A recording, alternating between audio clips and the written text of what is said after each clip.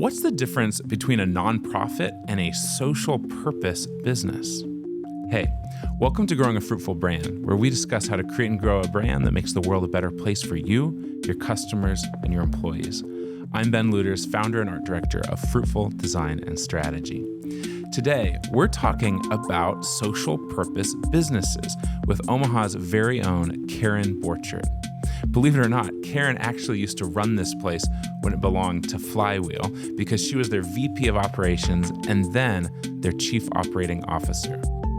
But now Karen helps run Alpaca, a very fun and unique social purpose business that focuses on teachers. I hope you enjoy our conversation. Today, we're talking about social purpose businesses with Karen Borchert. Karen actually used to run this place a bit where we're at when it was Flywheel.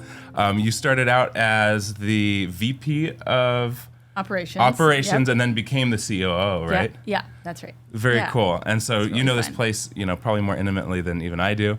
But we're so honored to have you on the podcast today. Thanks. And today we're going to get into, what is a social purpose business? She's doing a new thing called Alpaca that we're going to get into in a minute. But first, let's get to know you a little bit. Cool. I have a little, icebreaker type question for you. Okay, I'm ready. I don't usually do this, but I'm really curious. Maybe it's because Alpaca deals with teachers and stuff like that and people who are educating kids. But when you were a kid, yep. What did you want to be when you grew up? Oh, that's a good question. For a long time, I wanted to be a teacher, and then I decided I wanted to be a doctor. But when I was a kid, my favorite people in my entire world were my teachers, and so I always wanted to be a teacher. So it was a softball question. It's an easy one, and it's true. My follow-up question was, is there anything, from what you wanted to be as a kid that carries over to what you're doing now, but it's like does, a direct correlation? Yeah, and actually I went to college to be a teacher. That's what my degree's in, yeah. That's interesting. But then I didn't end up, I ended up getting kind of pulled down an entrepreneurial path really early on. So well, take us down that entrepreneurial path a little bit. Yeah, sure. How did you get from there to where you are today? Yeah. So I was, like I said, I went to college got my degree in teaching high school English, and was student taught and everything. Got asked for my hall pass by other teachers all the time because I looked like a kid, and that was fun. But at the same time, I got really involved in a nonprofit organization that I helped start on my college campus, and with it, I ended up kind of taking it into a national model right out of college. So it was a program to pick up unserved food on college campuses from cafeterias, and then turn it into meals, and then deliver those meals out to community organizations and agencies in our community. And that's what we did. My friend and I did that on our college campus at Wake Forest, and way back a long time ago. So awesome. And then when we left, she went to the Peace Corps, and I moved to Washington, D.C., and I ended up getting a job with a nonprofit organization that wanted to take that model and make it a national model. So that's what I did for the next 10 years. So I was in kind of this entrepreneurial nonprofit space, building and scaling this organization on college campuses. So we were at about 50 college campuses overall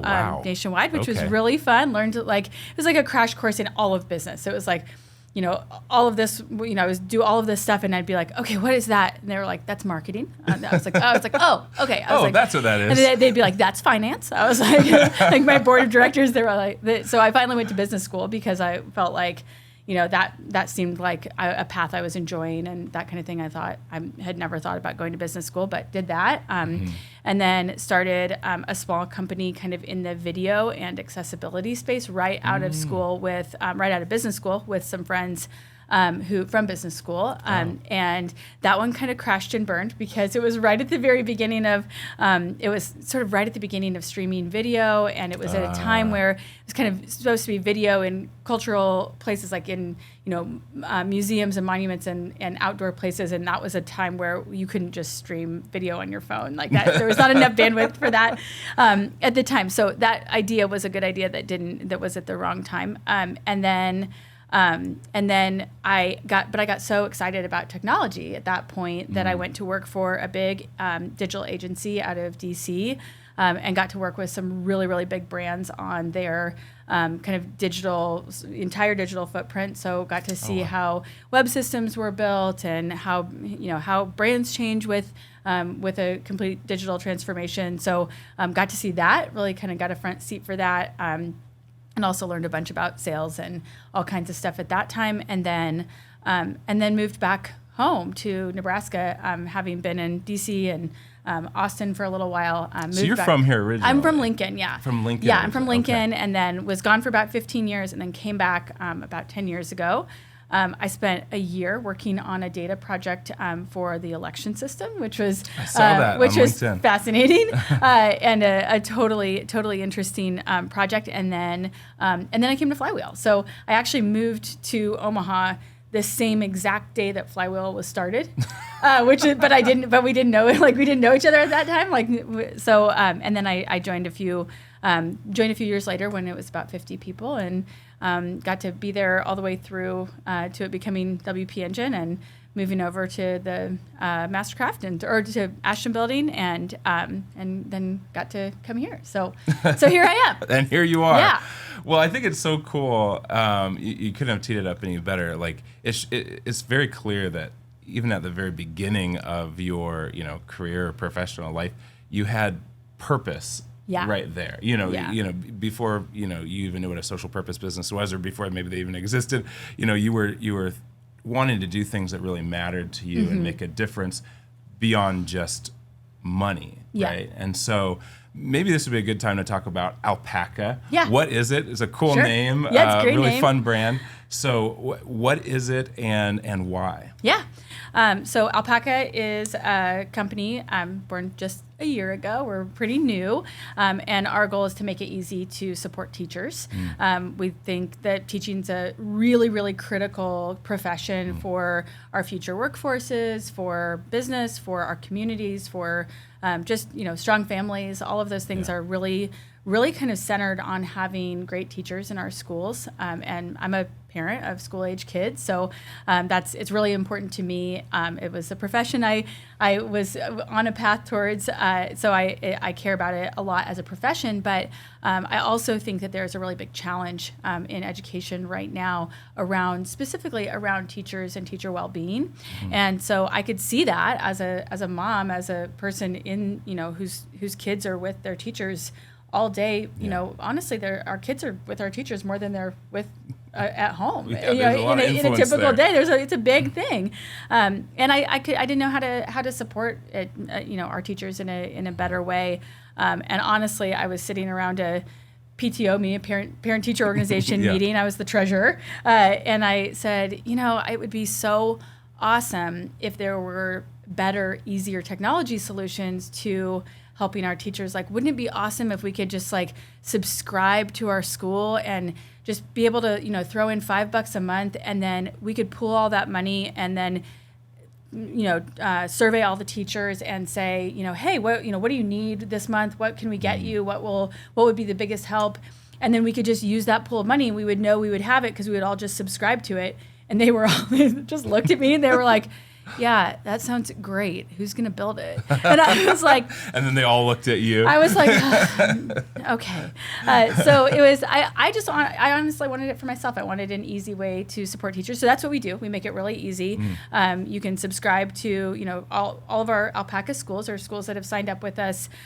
We have a pretty simple technology platform that allows parents, community members, alumni, grandparents, local businesses to subscribe directly to their kids' school, and at a really easy levels, $5, $10, or $20 a month.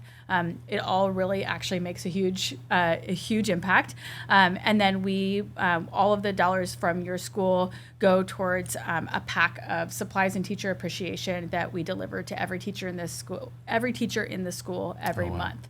So we call it's like Stitch Fix for teachers, but paid for by parents. Is kind of how it works. So that's nice. So the teachers get kind of this kind of surprise pack of all of these things that they have told us that they want brands that they love. Oh, so it's tailored. It's stuff that it's not just like they're getting the same, Well, So our teachers, all of our packs are curated and designed by real teachers using the data from the teachers themselves. Awesome. So, and then they're kind of thematic. So they are, right at the moment where it's parent-teacher conference time, we, make sure that teachers have like a little extra caffeine for those later days and those kinds of things. So they're always a surprise. They're always they're really delightful and they're fun to get. Principals love handing them out. They call it Alpaca Day, and they kind of get to give this wonderful gift to all the teachers in their school every month. Teachers feel really supported. It's not, a big dumb box of Amazon supplies. It's not crappy brands. It's not stuff that they have to kind of beg for through, a whole bunch of, fundraisers and all kinds of stuff. It's, teachers don't want to beg for school supplies any more than we want to beg for office supplies, right? Yeah, no kidding. And so it's a really wonderful way to kind of invest in the profession of education in a new way and in a delightful way. So it's a really fun way. It's really fun. Like, when you say like Stitch Fix for teachers, I'm thinking there's all these like these kind of curated box subscriptions that you can get. There's some tailored to men that like get advertised to me all the time. It's like, man, I want that. That's so cool. And like, just as something that just brings a little delight, unexpected surprise and delight to your day. But imagine for teachers who are often undervalued, underpaid, So I'm curious with Alpaca, is it just here in Nebraska? Are you expanding to other states? And tell us more about kind of your reach right now and kind of your goals. Yeah. Well, we started, like I said, about a year ago at my kids' school because they were a willing pilot. So we started there and 4 other schools, and then.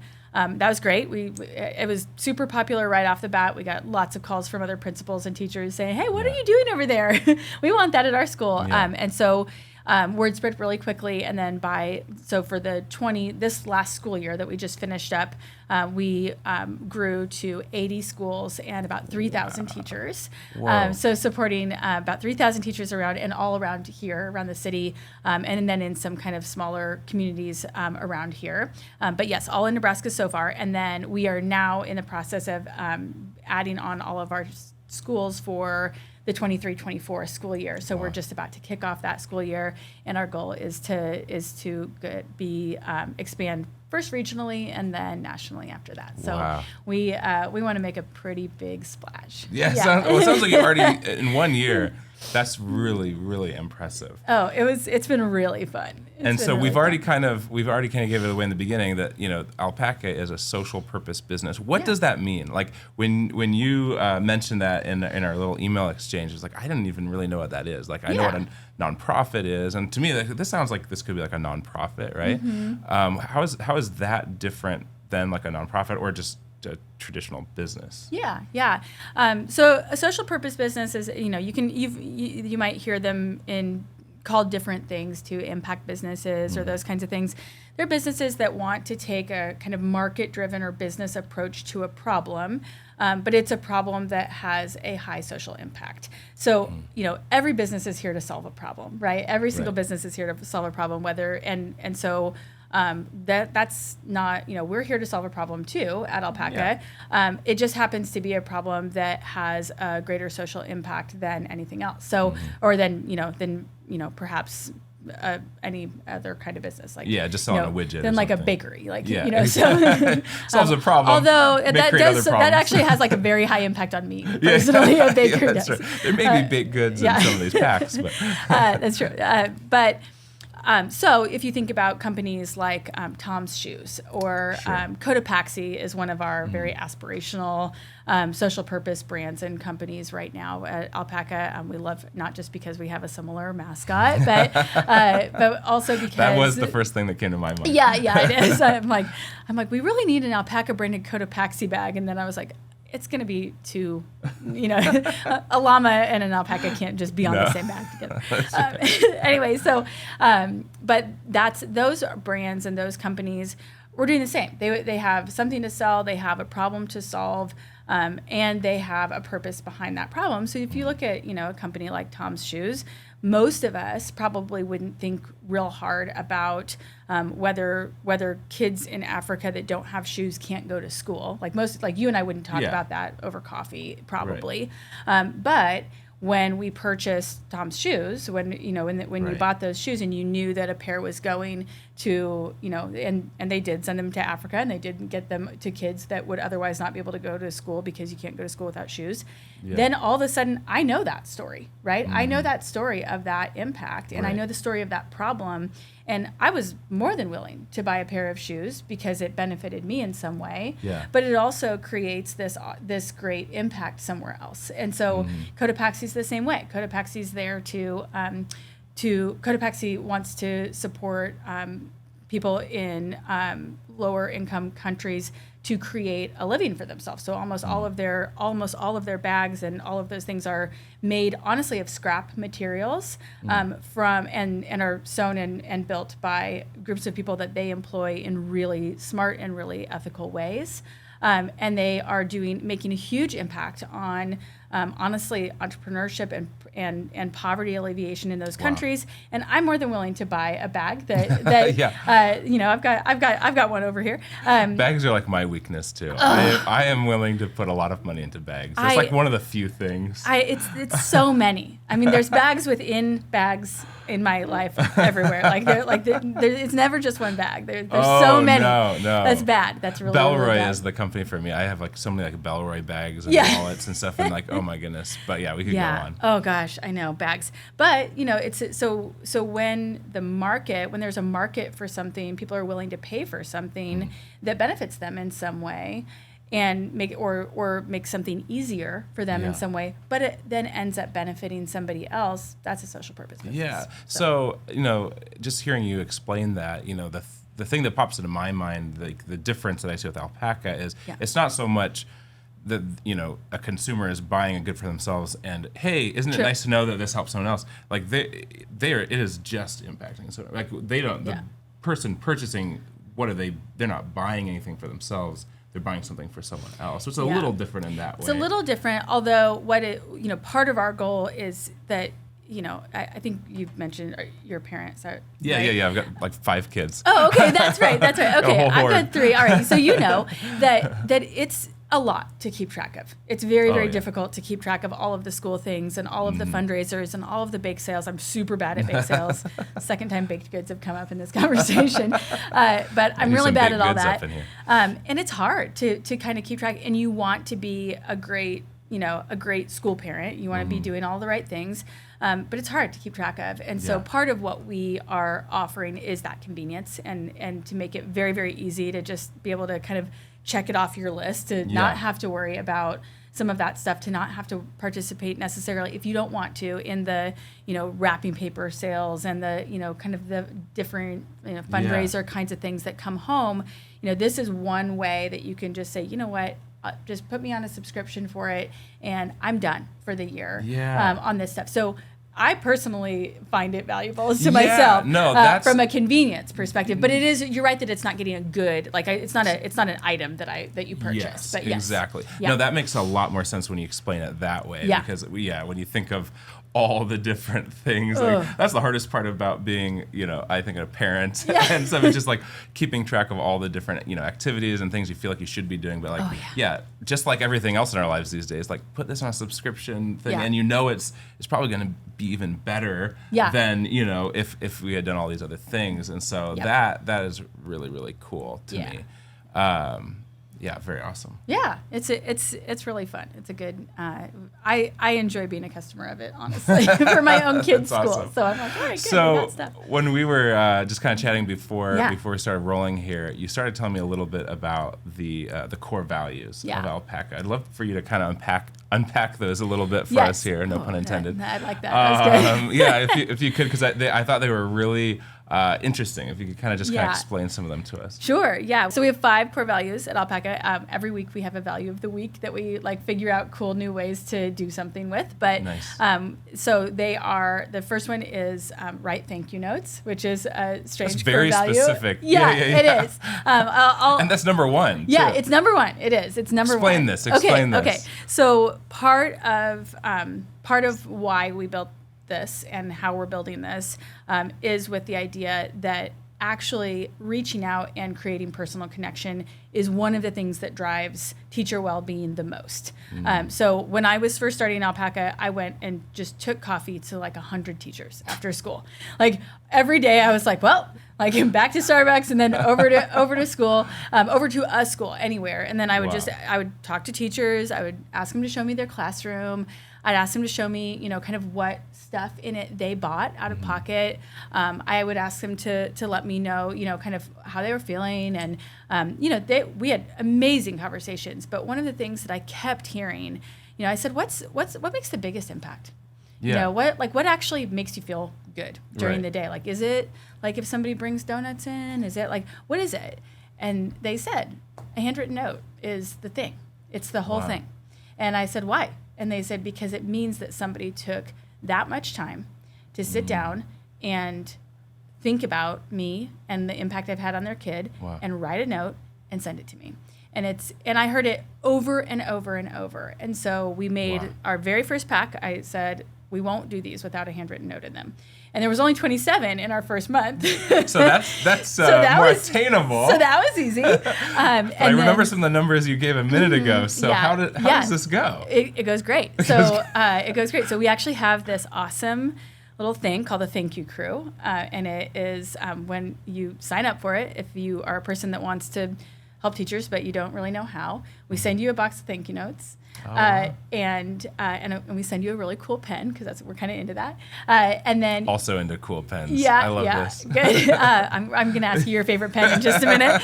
And then you write thank you notes to teachers, and they just go on these little cards, and people send them back to us. And so we get all of this happy, joyful mail all the time that is that are all of these handwritten notes to teachers, and we put a handwritten thank you note in every single pack. So we did exactly 23,000 packs in the 22-23 school year. It was so weird. We were adding it all up, and what? hit equal, and I was like, 23,000 exactly, on the nose. So that was that. So we wrote 23,000 thank you notes last year. It was the number one thing that people were like, that is not going to scale. And I'm like, I'll let you know. But we have retired teachers who write thank you notes to teachers. We have actually lots of retirees do it. But we also have a lot of young professionals. We have a couple, and they each have a box of thank you notes, and they go on a date once a month, and they hang out and drink wine and that's what they write do. thank you notes, and they love it, and they bring them to us, and it's amazing. It's just it's a really fun thing to do. But it's the thing we get commented on the most in the pack. So we survey after every pack. And the handwritten thank you note is a really, really big deal. We have lots of teachers who pin all of their thank you notes from every month onto by their desk. It's just a really big deal. And so, and also, it's a good way to run a business. If you write thank you notes as a business leader, if you take time to write a handwritten thank you note to an investor, to a customer, there's nobody in the world that's like, well, that's a terrible use of your time. I'm not going to read that crap. And it's because of personal connection, right? You are totally right. And it's so, I feel like this is the thing that people are going to remember from this podcast, too. It's so memorable. I don't know why. It just stands out to me, that you made that be your first core value. Yep. You stuck to it. And then you had to figure out a complicated, way of accessing that goal as you scale. What you said that others have said, they said initially, that's not going to scale. That's immediately where my mind went. It's no, you instead of okay, we thought we were going to be all about thank you notes, but now we've gotten to a point we need to not do that. Instead, it's no, we're going to actually go in a little bit. We're doubling deeper. down on thank you notes. We're going to double down, and we will create a system. And then that very thing is a thing that you're getting more people involved on, and you I don't know, it's just really cool how you built kind of this community that someone would spend their date night regularly doing that. And then imagine it's like, compelling. Imagine if we, if we're building a community of teachers who are supported by this, and we're building a community of people, young professionals, retirees, kids, parents, everyone who is kind of rallying around this profession. Mm-hmm. Think about what happens when a potential teacher comes to town and sees the community of educators and the community of support for educators in this town. Yeah. That's a big deal. That attracts teachers to this city and to each of our cities. That makes teaching a profession that we would all consider. Oh, yeah. Right? Yeah. It elevates it a bit. It just makes you feel like, instead of this thing that, you feel like you should do or have to, just like that. This is like, I'm being like, acknowledged, and I'm being, that's so cool. When I was at Flywheel, I was involved with a lot of, the kind of hiring and team growth and kind of people's career paths and things like that. And, when you work in a startup company or you work in most companies, nobody ever thinks to themselves, well, this has been a really excellent run. I'm going to go teach the 6th grade now, right? That's never, you don't see that as often, that's for sure. You don't see people, but what if you did? What if you did? What if people who were building awesome companies and doing extraordinary things in the world found teaching to be a viable, valuable career path? Right. Like, what if that was a thing? Yeah. That's huge. Like, that would change everything. That would change how our businesses run. It would change a lot of things. And so, I don't know, you figure, if you can start getting people to go out on a date night and write thank you notes to teachers, then maybe they think a little bit differently, even if they don't have kids. Sure. Even if it's not their pain point right now, and again, like sort of to the social purpose business, that's why a whole market approach to a problem. Yeah. It's not just a problem that like, oh, I feel this pain point acutely, so I'm going to give to or donate to a teacher in a way that makes that teacher feel like a charity case. This is a community rallying around to invest in a profession that is a vital profession. So unbelievable. That's what we're after with it. Every one of you who likes or subscribes to our podcast makes my kids feel like we're famous. And to be honest, that's all I'm really doing this for. And so we've only gone through one of these values. Yeah, that's we got 4 more. Okay, got 4 more. Yeah, I don't know if they're going to top that first. No, that's one, okay. We should have saved that one for last. We should have saved it for last. It's the most important. Yeah, no, it is. It's our most important one. And we actually, when we get to work every morning, we're all in an office together, and we all sit around one big table. And when we get to work in the morning, that's the first thing we all do is write thank you notes. So whether it's to a customer or person that we have talked to, that we had a meeting with, or just to teachers directly. That's what we do, and that's how we start our day every day. It's an amazing way to start your day. I love it. I'm inspired by this. Extraordinary way to start your day. You might get a handwritten note. Yes. Thanking you for being on the podcast. And this might be a thing we have to do. You might get a handwritten note from me. Well, I'm actually kind of expecting one. If I don't, yeah. That's going to be like kind of offensive. Yeah, that's your thing. I think I'll know what you're trying to say if I don't get one. But no, I think it's so cool. We had someone working with us a couple of years back, and we were talking about, ways that, you feel fulfilled and whatnot. Yeah. And he just, handwritten note was his thing. And I remember writing a couple, and just, it meant so much to him. And some people are just that way. And by some people, I mean probably everybody. Yeah.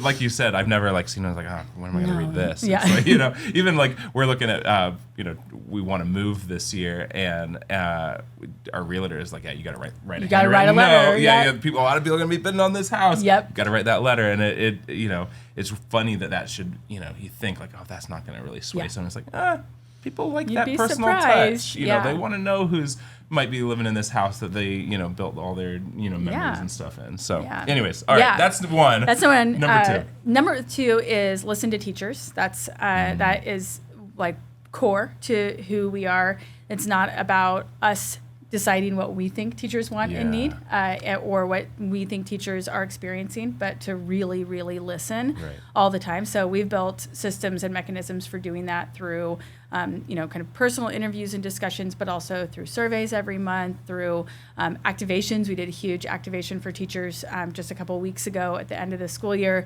for teachers to be able to come together and hang out. Because, if you teach 5th grade all day, you mostly see 10-year-olds in your life.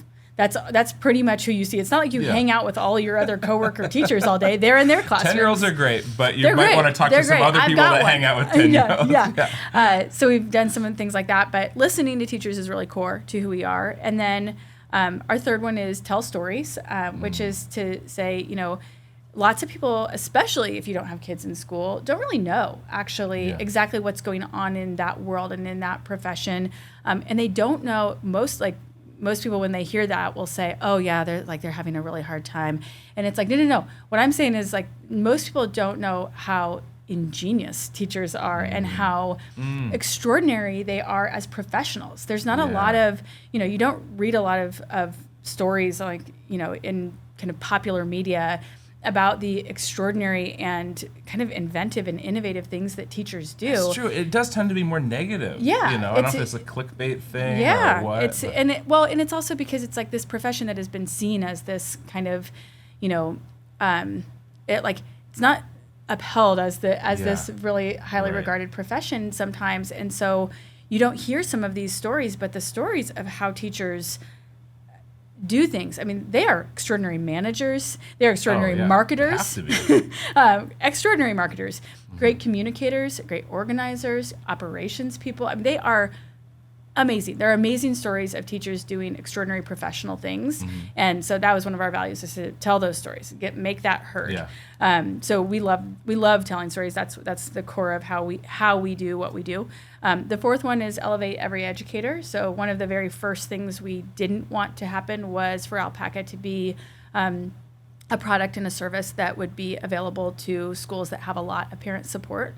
So we built matching programs and some programs with with the nonprofit community to create funds for schools that have less parent financial support and less, a lot of the schools where parents are lots of parents at the school are working 2 or 3 jobs. They don't have time for a PTO meeting on a Tuesday evening. So, and that's really understandable. But a lot of times those teachers actually kind of have the least amount of resources that are offered to them and the least amount of support. So we wanted to make sure that Alpaca was a place for every educator to feel like they belong and for every educator to get support they need.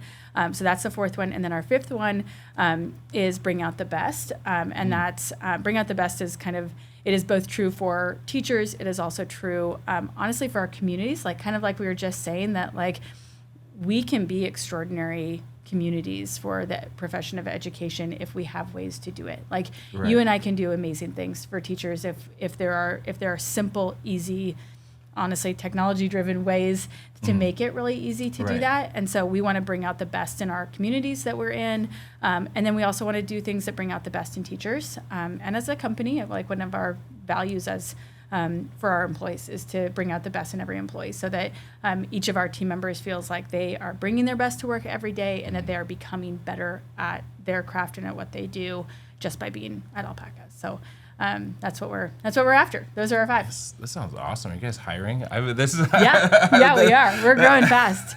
I love when you were talking about I think the storytelling part. Yeah. Just that idea of like sharing these kind of like more positive, inspirational things about the teachers, really like lifting them up. And I think of a lot of nonprofits and even some that I've supported that just tend to tell sob stories. They want to because there are problems in the world, and even in this, this is coming out of trying to solve a problem, right? Yeah. But like when you just focus on that problem like too much, it's a different vibe than like really kind of inspiring people about like, hey, you could be a part of this. Focus on the solution. Focus on the people you're serving. Yeah. And I liked how you said not just like a charity case, but like you're giving them this really cool stuff that's been. You're taking feedback from actual teachers, and I don't know. I think the whole thing is so cool. Yeah. I'm curious. Some of the things that that you're saying here remind me of things that like Flywheel embodied too. Yeah. I'm just curious. I learned a lot there. Yeah. I'm curious of like, did you kind of learn some of these things while in your other places that you've worked along the way? Yeah, for sure. I think.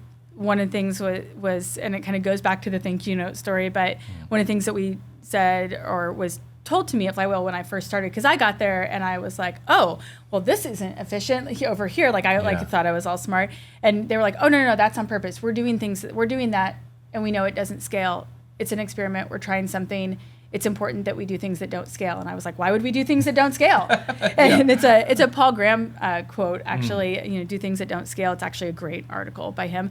And it is about testing things that are really hard and that don't feel possible and they don't feel like they scale, to figure out, are they important enough that maybe you find a way to scale them, or you figure out how to do something, or it gives you enough momentum to then, build the thing that is a more scalable version of that. So, thank you notes for us were a thing that, everybody was like, that's cute. How are you going to do that when you have 3,000 teachers and 10,000 teachers and 20,000 teachers? I don't know, but right now, I didn't think we could do it past 100 teachers, and we do it for 3,000 teachers every month right now. And so we'll continue to do it, but what it taught us, handwritten thank you notes taught us how important connection is, how important it is for teachers to feel like there are people that are in the rest of their communities that actually understand and believe in what they're doing. And care about what they're doing. And so now we have to figure out how to scale it, because I'm not doing it. It's happening. Totally. This is going down. Thank you crew is a real thing. So that's an example. But so many lessons, and you've had some great flywheelers on your podcast. I think a lot of things around how we create alignment in teams, how we really stay focused on making sure that all of our teams are kind of running in the same direction as fast as we can, but all together all the time, is really core to who Alpaca is and the team we're building there. I feel like I daily steal things from the founders of Flywheel that I learned there. They're really, really smart. So there's a lot of things in the way that we operate our teams, but also a lot of things in the way that we are thinking about the business and scaling the business, and what we want to do, that come from that ethos. So back to the social purpose business thing or theme.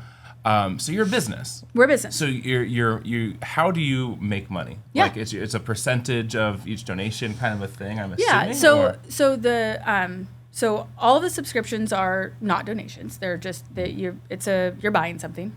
Just like you go, but your money goes a lot further. So if you go to Target and get your teacher a Target gift card, for $20. This is something we do often, right? We all do this.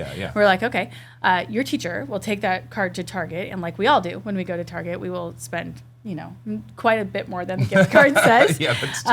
Especially if it's $20. Yeah, and we'll pay full, that teacher will pay full retail price for expo markers and Post-it notes and things that they might want or need. And that's fine. That's good. There's good in that. But what Alpaca can do is quite a bit more. So we have excellent partners with Crayola and with some really big brands that are teachers' favorite brands, which we learned by listening to them. And we also know which brands not to give teachers. There's some no thank you brands. We will not mention them. On this podcast. But if you want to know, DM me. I'll tell you which ones not to. But they're so we know those, and we built partnerships with some of those brands that are teachers' favorite things. And we get those things at really excellent prices as a vendor with those bigger suppliers. And so your dollars go really far. So basically what we tell teachers and what we explain to everybody is that for every $1 that comes in subscription, we're able to deliver about $2 out to teachers worth of in retail value out to, because of those relationships. Those partnerships, And then we make money by, kind of scaling a subscription business, just like we make money the same exact way that Stitch Fix or any of those subscription boxes does. We have partnerships with districts, and we have partnerships with schools and with parents. But we make sure, what we want is for it to be kind of a double win, right? So we want the parent to win, that if they're giving $20 to their school every month, their teachers are getting $40 worth of stuff. We want them to feel that way. And we need, obviously we need to keep the lights on and keep the team paid. But then we win. So we want to make sure that parents feel like they are getting even more than their value. than if they would just give those dollars directly to school by working with us. And then obviously we work to be a viable business as well. So I just love, I think one of the things I love about this and was intrigued by this whole idea of, the social purpose business is, that you're not ashamed to call yourself a business, that there's nothing wrong with that. And our listeners are business leaders. A lot of them are business owners, and they believe that too, that, to make a difference in the world, there's nothing wrong with, you got to pay you have to keep the lights on, all that stuff. Well, you look at a business like Scholastic, right? Like we've all had a book order before, right? Like book fair, book order. Fairs, yes. Oh man, the book order. So Scholastic is a business, right? Of course, yeah. And Scholastic is helping so many kids learn to read, and they do a lot of amazing work for the schools that they're in. They give back to the schools that they're in. They're supporting it, and they make money by selling books to parents like us whose kids come home with a book order and say, please, can I have this book? But that's okay. There's nothing wrong with being a business that has a social purpose. We're not making, we're not profiting on the backs of teachers or anything like that. Really, we're here to solve a problem, and there are people who want to help solve that problem, and they're willing to buy things to help solve that problem, and so we're here to do that. There's no shame and there's that. no way Yeah, absolutely not. I love that. Honestly, like, teachers aren't charity cases, and we won't be in a realm where we are, the way that we operate today is very efficient. And if we are good at what we do, we will be able to help more teachers. And if we're bad at what we do, because this is how businesses work, we won't, right?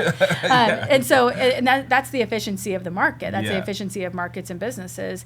In a nonprofit, you're not necessarily getting that constant feedback of whether you're doing a fantastic job, because if you write a big grant and then you're not as good at helping teachers as you want, or you may be at the whim of funding cycles, and you may be at the whim of grant cycles and funding that shuts down, and all of a sudden you can't help as many teachers as you were before, even if you're really good at it.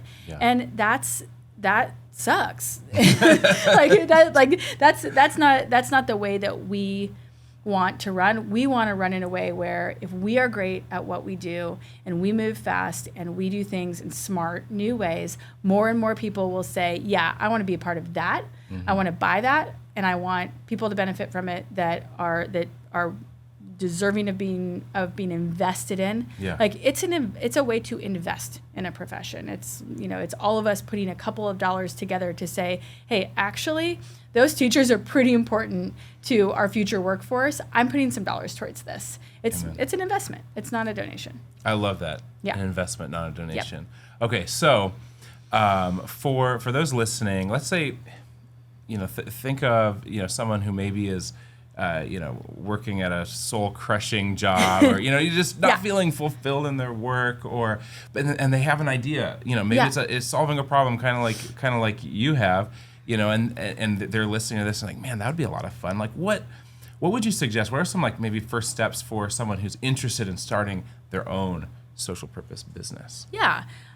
Well, I think understanding the problem you're trying to solve is number one. That's certainly something I learned at Flywheel also.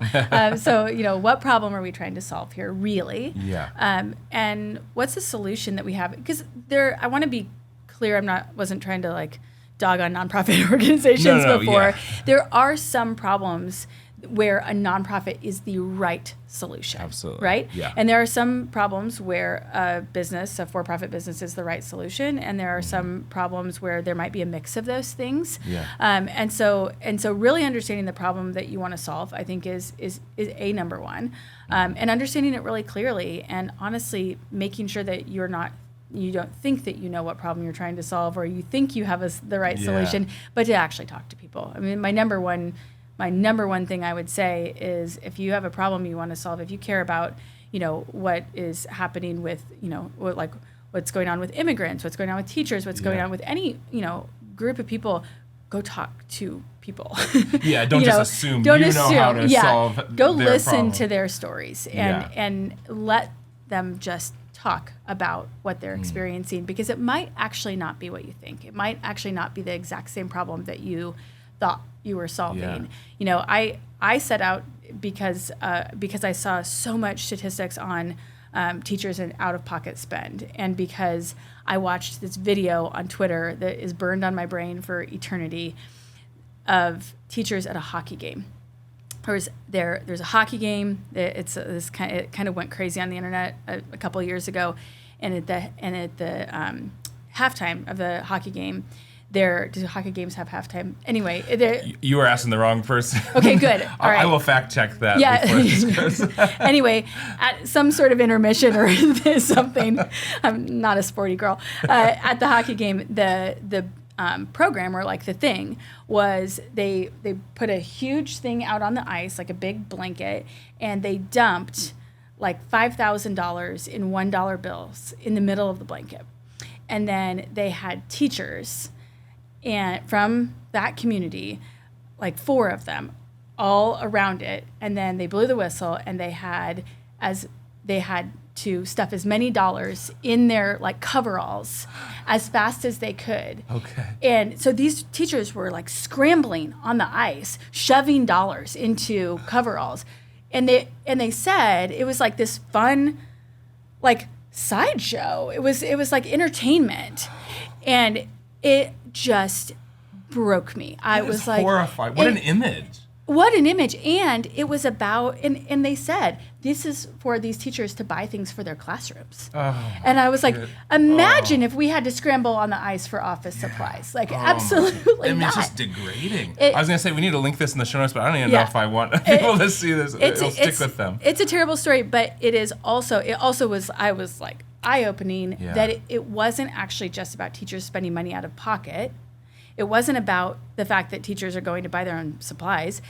To me, I was like, I need to understand how teachers are, like, what teachers are experiencing in their worlds, how they're feeling, how they feel about the profession of teaching. Yeah. And because that video was like, this is where we are, if this is where we are, that it is entertainment for a hockey game to watch teachers scramble on the ice for resources to do their jobs, that we would never, ever ask of any other profession. Can you imagine another profession doing that? Lawyers? No, like, anyway, it just doesn't make sense. And so maybe graphic designers. And so that's why I started taking coffee to teachers, honestly, and asking them about things and listening because what I really wanted to hear about is how you feel about your job. You know, what do you need? Like, why is it so hard? Like, what are you paying for out of pocket? What'd you buy in this classroom? Yeah. And that really takes one-on-one listening and really spending the time. And so that it's the number one thing I would say to anyone who's looking to solve a problem with a potentially social purpose business or that kind of problem is to start with listening as much as you can to understand the actual experience of the people that you believe that you are trying to help. Yeah. No, I love that. I think you're onto something there. So obviously listening, asking the questions, really getting to know the problem. Then after you kind of did that, you talked about the Starbucks, taking them Starbucks and whatnot. Like, did you then go back and try to show them, like, hey, how does this, like, trying out solutions with them or like pitching, like, how does this feel? Kind of a thing to get I did. feedback? I spent a lot of time with parents and a lot of time with teachers and a lot of time with principals with the kind of idea. I was like, all right, here's this idea. What if... Imagine this. What if you could subscribe to your school? And what if you could, what if it looked like this? And I got a lot of like, well, it's not going to work if this, and it's not going to work if that. Right. And so when I finally said, all right, it's time to just write this plan and get it out of my brain completely. And if it is a working plan that I believe is viable, I'm going to go for it. And if it's not, I won't. And what I did is I wrote on a piece of paper in Sharpie, unsay knowable. I wrote the words unsay knowable, just that word, and I put it right in front of me on the desk. And my goal was this has to be unsay knowable for parents, it has to be unsay knowable for principals and school administrators, and it has to be unsay knowable for teachers. Unsay knowable. Unsay knowable. And so I said, okay. That's the name of this episode. Yeah, unsay knowable.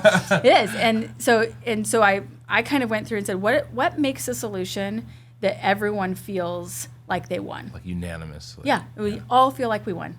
And so, because like I said, parents aren't going to support this if you're not, honestly, like if you're not you're not going to buy something that you don't get any value from personally. That would be dumb. I don't do that. Right. Like that's dumb.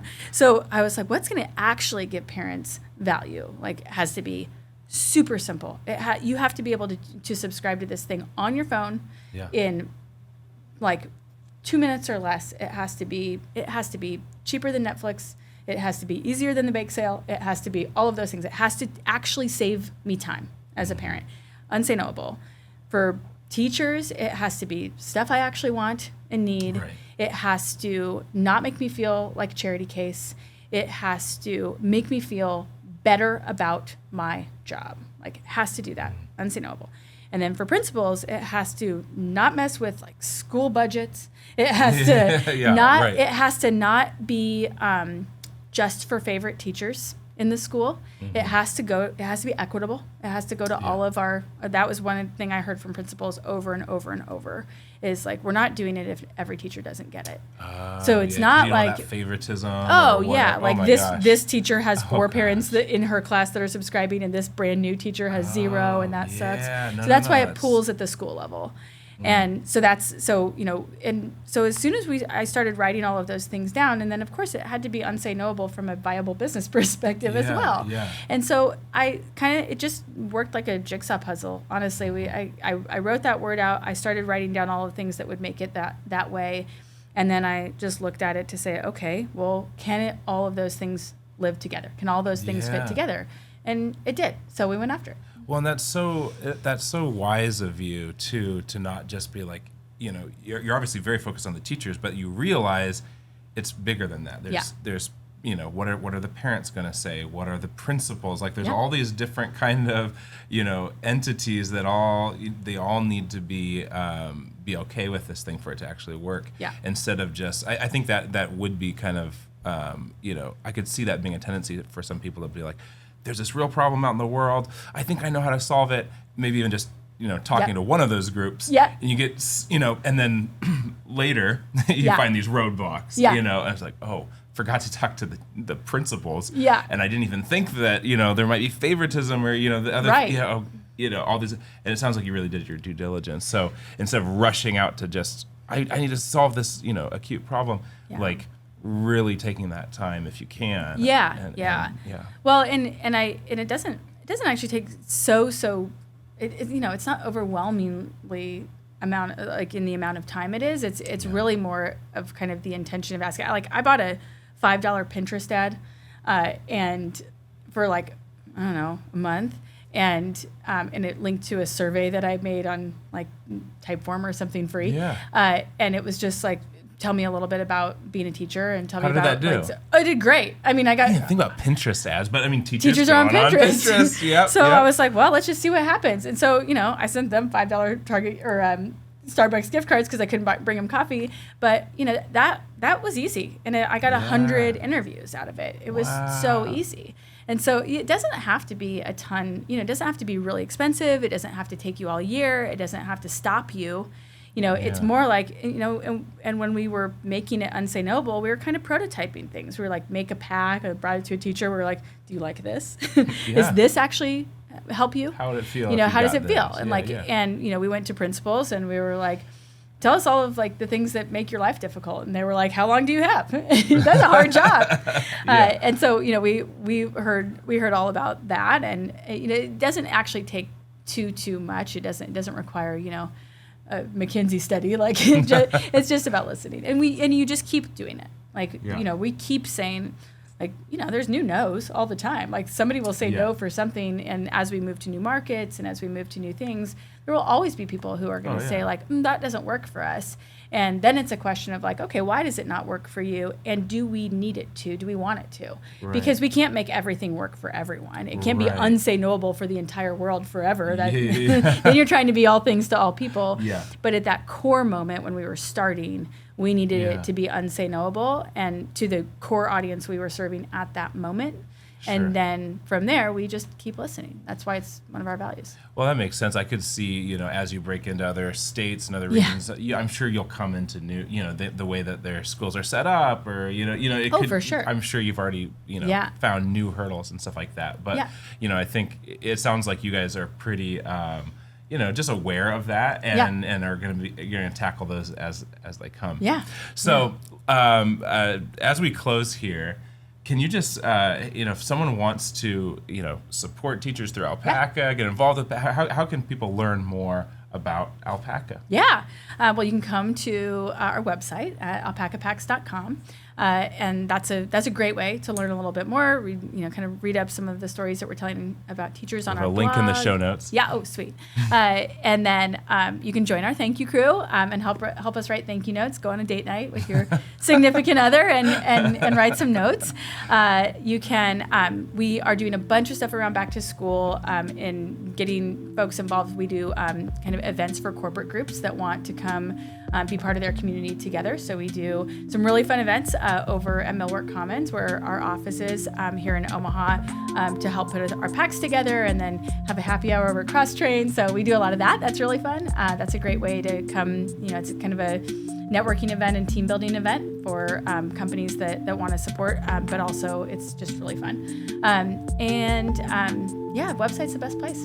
Yeah. Awesome. Alpacapacks.com. Thank you, Karen, so much for being on the podcast today. This is so fun. Yeah, and I hope you've inspired a whole new generation of social purpose businesses, and we've gotten a lot of great tips today. So thank you so much. Yeah, great. Thank you. Thanks.